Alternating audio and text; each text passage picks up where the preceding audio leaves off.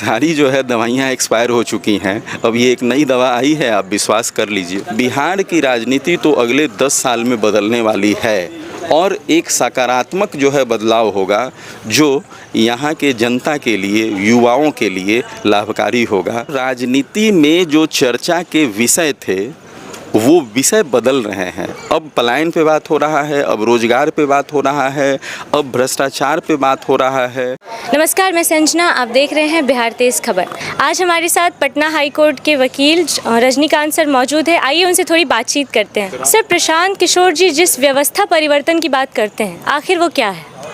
देखिए, हम लोग जिस लोकतांत्रिक व्यवस्था में जी रहे हैं, कहने के लिए तो यह लोकतंत्र है, जनता का, जनता के लिए, जनता के द्वारा शासन।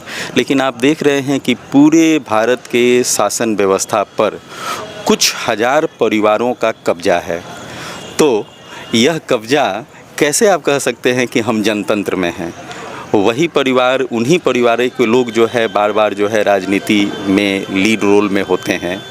तो जनता का, जनता के लिए तो नए नए लोगों को जो है आना चाहिए जो है, और ऐसे नए लोगों को लाने के लिए जो कि पहले हिम्मत नहीं करते थे कि मेरे पास पैसा नहीं है, मेरे पास साधन नहीं है, हम कैसे चुनाव लड़ेंगे, उन सब लोगों को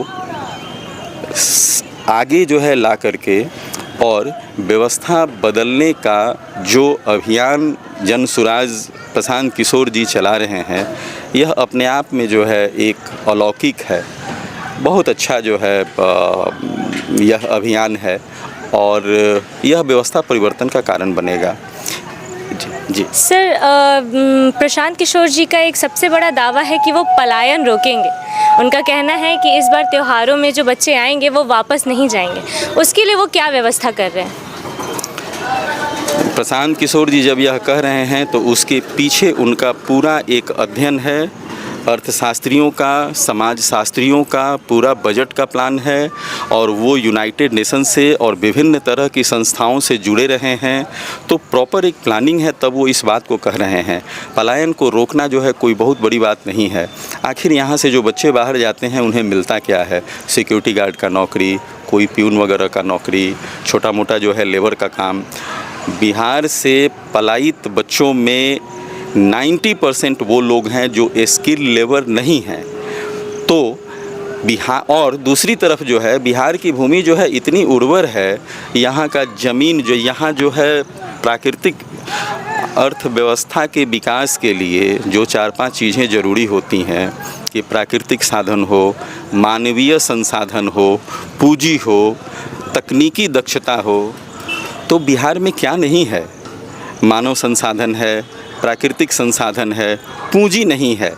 और पूंजी के संबंध में प्रशांत किशोर जी जो बार बार जो है बैंकों की तरफ जो है इशारा कर रहे हैं, आप देखें सीडी रेशियो की, कि बिहार के बैंक बिहार के लोगों से पैसा लेते हैं लेकिन उनको लोन नहीं देते हैं, उनका पैसा चला जाता है किसी और स्टेट में। तो यहाँ से पूंजी भी पलायित हो रही है। तो इन सब चीज़ों को पहली बार जो है कोई आदमी सामने आकर के बता रहा है कि ये आपकी दुर्दशा का कारण है, और साथ साथ समाधान भी बता रहे हैं।